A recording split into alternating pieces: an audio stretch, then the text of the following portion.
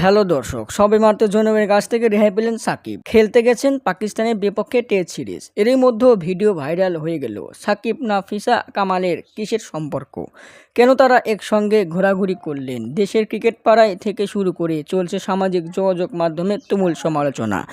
বিতর্কে যেন সাকিবের পিছু ছাড়ছে না, হোক মাঠে কিংবা মাঠের বাইরে, একটার পর একটা লেগেই আছে। কিন্তু সাকিব আলোচনাতেই ফিট, বেশ পছন্দ করেন তিনি। তবে এবার পুরোপুরি ভিন্ন বিষয়ে আলোচনায় সাকিব। এবার সেই আলোচনার নায়িকা নাফিসা কামাল। কুমিল্লা ভিক্টোরিয়াসের মালিক তিনি। সম্প্রতি সাকিব নাফিসা কামালের ভিডিও মুহূর্তেই ভাইরাল। এমন কাণ্ডে সাকিবের স্ত্রী শিশির বললেন, এসব গুজব, কেউ গুজবে কান দেবেন না। আমি সাকিবকে 13 বছর ধরে চিনি, সে আগে যেমন ছিল এখনও তেমনই করেছে।